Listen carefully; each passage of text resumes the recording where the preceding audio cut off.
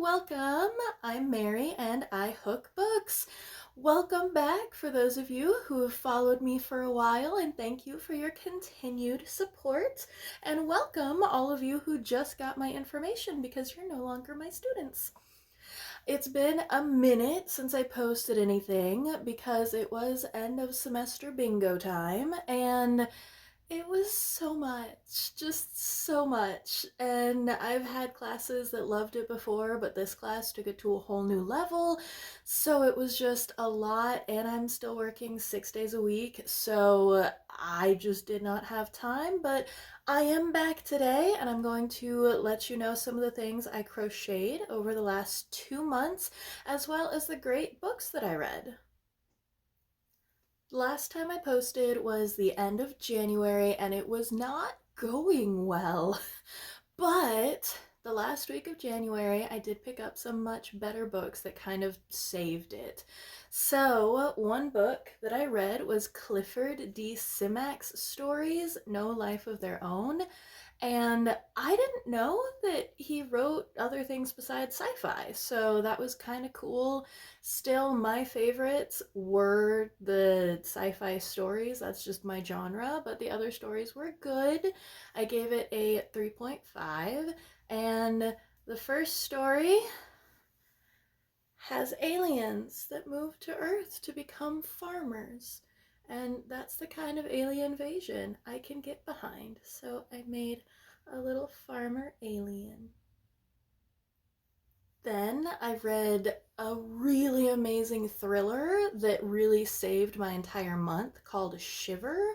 And I think it's Ali Reynolds' debut, so I was a little skeptical, but it was so good. I don't even care about snowboarding, but I was just down for all these twists and all these relationships, and the ending was so good. It made me think and wait and anticipate and like what's going on. So I gave that one 5 stars. I loved it and I definitely recommend it. Like I said, I don't even like snowboarding, but this story was so good. And because snow, I made a little snow tissue box cover for my classroom. Then I listened to a short audiobook on Libby called Don't Go Down There. And for a large part of it, I thought, like, A Good Man with David Tennant did this better. But the ending kind of saved it for me. So it's a short thriller. It's not the most original, but it was pretty good. So I gave it a 3.25. I picked up the second parasitology book by Mira Grant. A friend of mine at work really got me into her work lately. And Symbiont was really good. I really enjoy this series. And people who are like, why would you go back for the dog? You always go back for the dog. And I respect that about this book. So this one got a 4.5 from me. If you read the first one and you liked it, I would definitely continue in the series. Soon I'm going to get the third one, but my theme has been blankets that mirror the covers, so I wanted to make sure I had time to make one for the third book as well. The rest of February, I couldn't really come up with some good things to make as far as small plushies, so this blanket was born. This is the Atlanticus pattern. I will put that on in the description. I found that on Ravelry, and I made different sections of the blanket for different cover art. So this first section here with the light, there's some pink in here. I don't know if you can really see it. Pink, yellow, teal with some smoky heathered gray and black. And that represents A Breach of Peace by Daniel B. Green. And I picked this up a while ago because it was on sale on Audible and because I liked the YouTuber and I really had low expectations. But it was actually really good. I was actually really impressed. I gave it a 4.5. So if you're interested at all, I would pick that up. I read another amazing thriller by John Mars, and I've really liked everything from John Mars I've picked up so far. This was The Good Samaritan, And it's so dark. Like, if you have any issues, look up trigger warnings. But it was so good. This woman works at the end of the line hotline, and it just gets darker from there. And it was just twist after twist, and they were relatable or realistic twists. When twists come out of nowhere and they don't make any sense, I don't like it. But when you're like, oh, that probably wouldn't happen, but that could so totally happen, and I can't believe it happened. That's my favorite kind of thriller twists. So I gave this one a 5. I gave it a 4.75. There was one aspect of it that I'm glad they didn't emphasize more because it's kind of a tired trope, but it felt like it left the story a little incomplete. So that's why it got a 4.75 instead of a 5. But oh my gosh, it is so good. If you can handle some of the trigger warnings, I would definitely pick it up. So you can see the blues and grays and blacks from the cover of The Good Samaritan. And then the next section with these bright, flamey oranges and some gray in there and yellows, like fire, like Firefly. I read the second Firefly book, The Magnificent Nine, and I mean, space westerns. Firefly is just a fun universe to go in. And this was a fun little space romp featuring Jane. So I gave this one a 4, and it was just a lot of fun. Next, this section with a lot of reds and blacks and some heathered black in here. That represents Stephen King's Billy Summers. And this could have been not great with some of the tropes that it used, but I really liked it. And I really respect that someone gets hit on the head, and like, this is the tiniest little spoiler in the world. It's not that big to the plot, but skip ahead if you don't want any kind of spoiler whatsoever. But I respect that someone gets hit on the head and knocked unconscious and has permanent brain damage. I really respect that choice because that is what would happen. Most movies, people get hit on the head and then they wake up like nothing ever happened. No, if you lose consciousness, it's a big deal. So I respect that. And there's a relationship that is central to the story, but it's not overly soapy. It's good for both of their character development. So I really liked it. He's an assassin on one last job, but he gets screwed over. So it could have been really tropey and really corny, but Stephen King managed to pull it off. Stephen King and I have not been the best of buds in the last few months, but I gave this one a 4.25. Sorry, I had to change camera angles. I didn't realize I was so short. So then I read A Record of a Spaceborne Few in the Wayfarer. I think it's a quartet at this point. And you can see some of the spacey blues and yellows of the stars in the sky, and then the red for the logos in here. And this was actually my least favorite. I'm just not that big on generation ships. It's not my favorite space trope. I still really enjoyed the world, and I really liked this caregiver main character we had, and I liked the social mores being a little bit different. I thought that was very creative, but the story left me a little flat. Like, it could have done less and done more with it, maybe. But I still gave it a 3.5. It's still a really good book, and I'm definitely going to pick up more Becky Chambers in the future.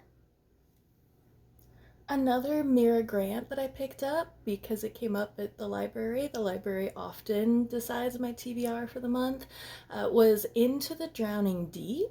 And I had read Rolling in the Deep before, which is the prequel to it, and I like face-eating mermaids. Like, it was really fun, and I liked the characters. There was a wide variety of them. They weren't all super fleshed out, but a lot of them were more fleshed out than they really had to be for the storytelling, so I really appreciated that.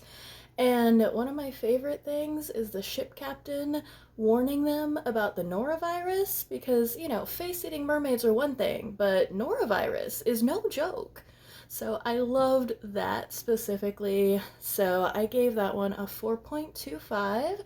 And you can see the reds and the blacks and the dark, scary, deep colors represented right here. And this may be my thriller year. I really have gotten back into them, and for the most part, I like them. One that was so, again, it came up from my library, so I picked up How Can I Help You? And you can kind of see the colors of the library card on fire. So this, I gave it 2.5. It was a little tropey, not. I honestly can't remember what I didn't like about it because it was just kind of forgettable. Sorry for all the different camera angles, but it was a rather large blanket that I made over the course of the month of February. And while we're adjusting, this is going to be my summer uniform.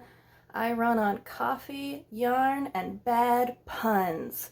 Because if you know me, those are my 3 favorite things. So, yay. The last book I read in February was a complicated love story set in space. And this is technically YA, it has teenage protagonists, but it doesn't read really angsty or YA, which I really appreciate. It transcends, like, good YA can transcend age groups. And coming of age and figuring out who you are, especially in light of some sci-fi tropes that make you really consider who are you, what makes you who you are. That doesn't have an age limit. So I really liked that. It's a queer romance and it wasn't overly mushy, but it was really sweet. So it also had some interesting sci-fi concepts that make you think about identity and who you are and what makes you who you are. And so I gave it a 4.5. I really enjoyed that.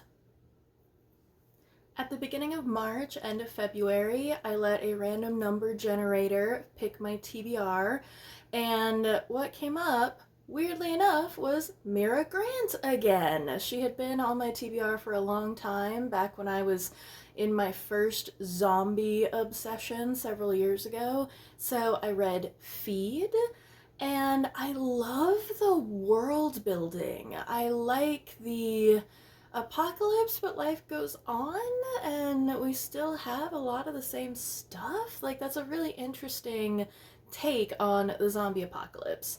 I wasn't big on the political machinations, and they're following a senator running for president, so that was not my favorite, but I liked the world and the characters, and it did make some bold choices, especially toward the end, that I respect if I didn't like. So I gave that one a 3.5.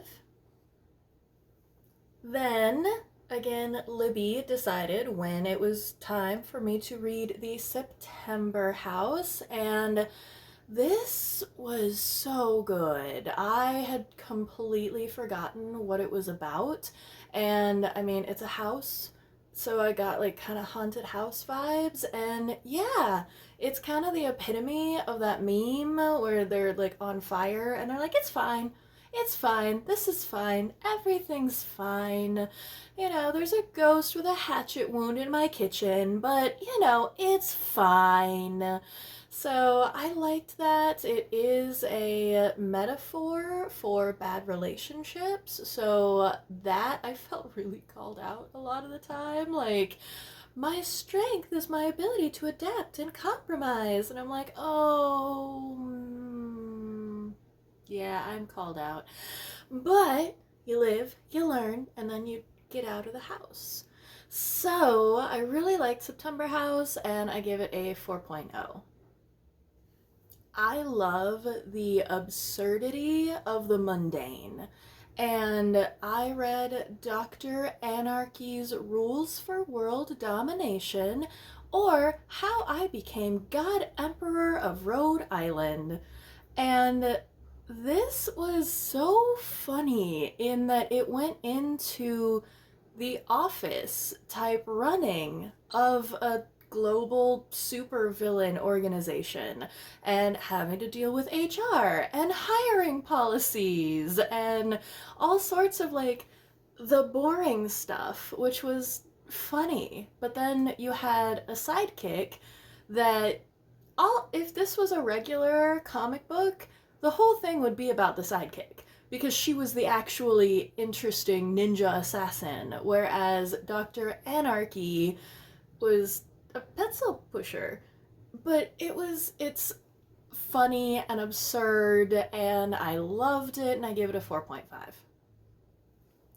I think I'm in my zombie renaissance. For a while, I was being let down mostly by the zombie fiction that I was picking up, and I was really disappointed. But with things like Symbiote and Feed, I've kind of gotten back into it lately. So I picked up The Walking Dead Fall of the Governor. I had previously read Road to Woodbury and Rise of the Governor, which I thought were excellent. They were prequels, and it really helped you see how you can go from a just regular, nice guy to this complete psychopath.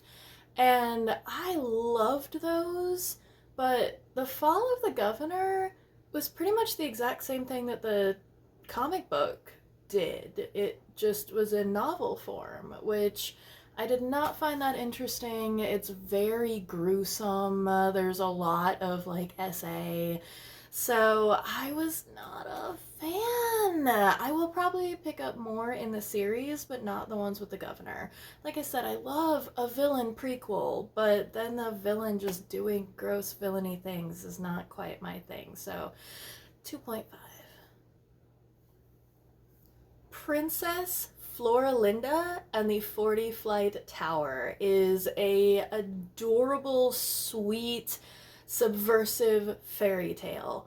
I love that she finds a little fairy companion and they find their way out, and it says a lot about gender politics. It's very satirical and it's fun and also subversive and satirical without being overly in your face about it. So I really liked it. It was a short little book and I gave it 4 stars.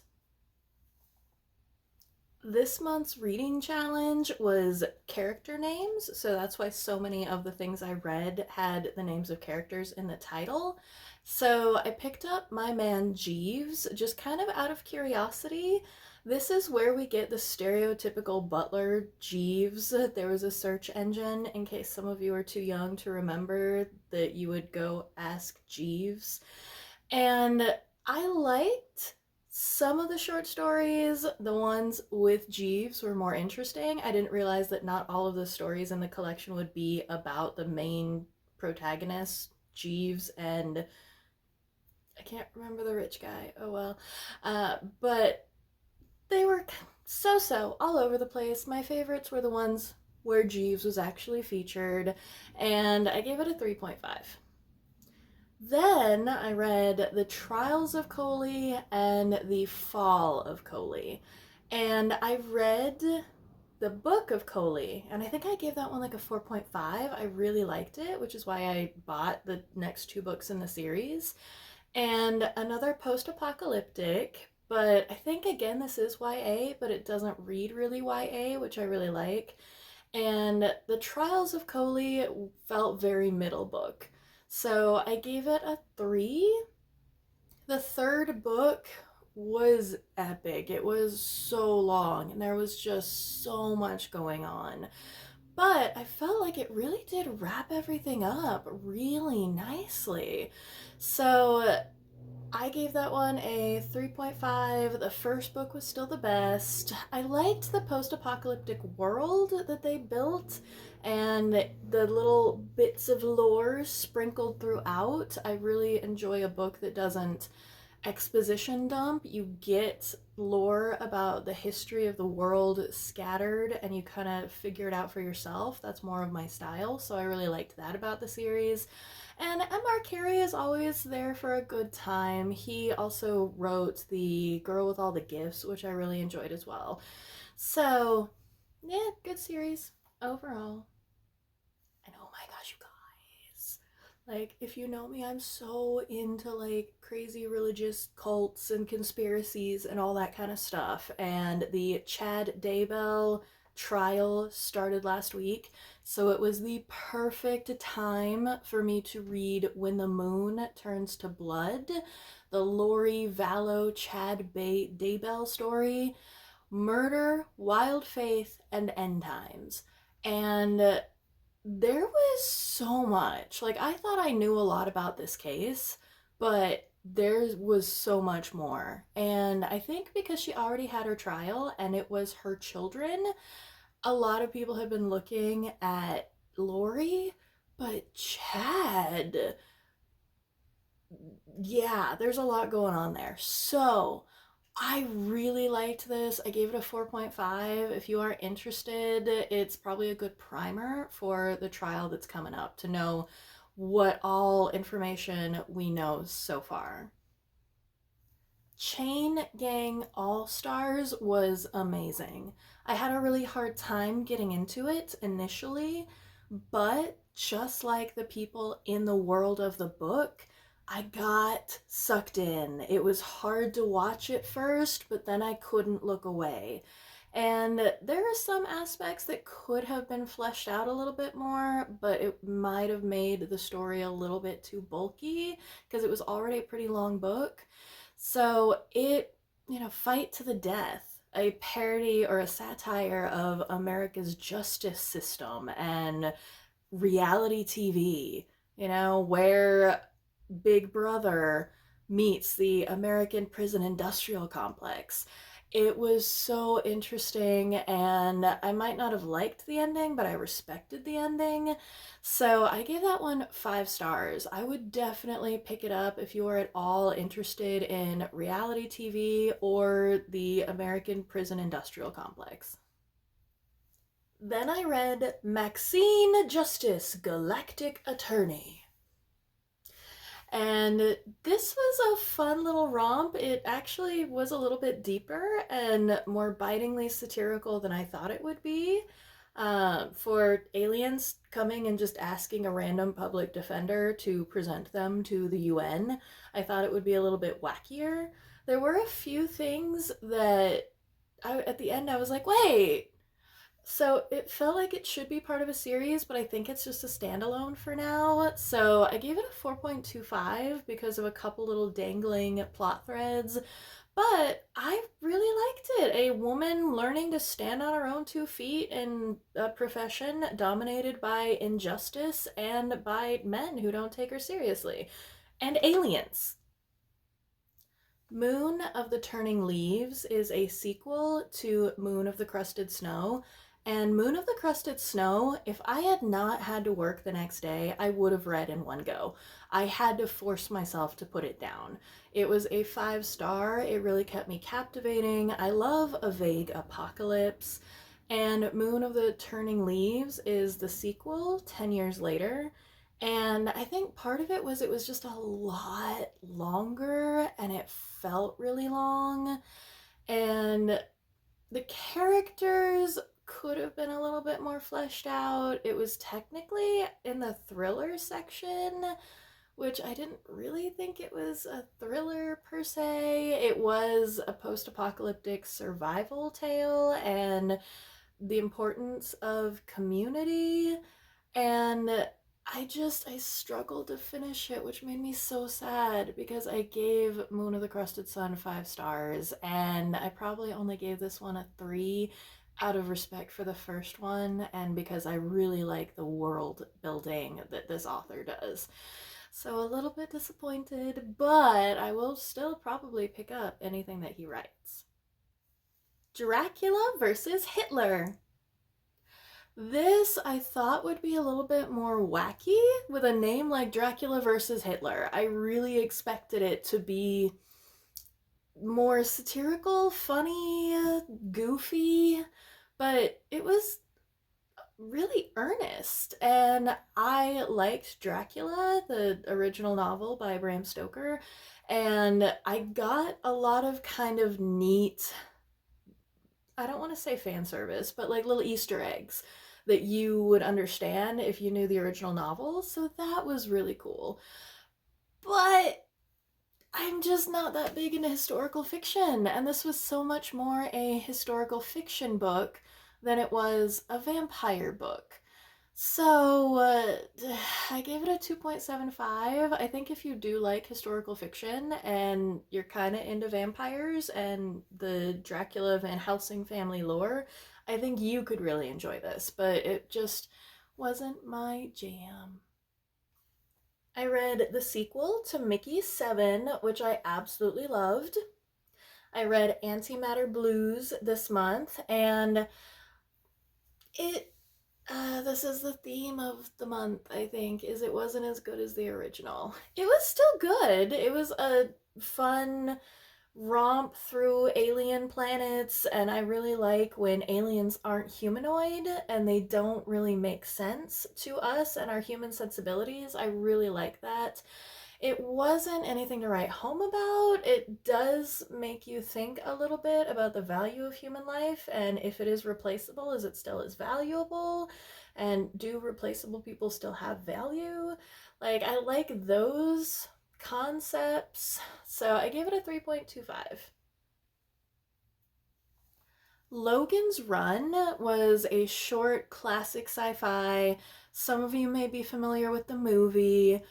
Nowadays, there's even more emphasis, I feel, maybe because I'm getting older, on youth culture, so that felt a little bit biting.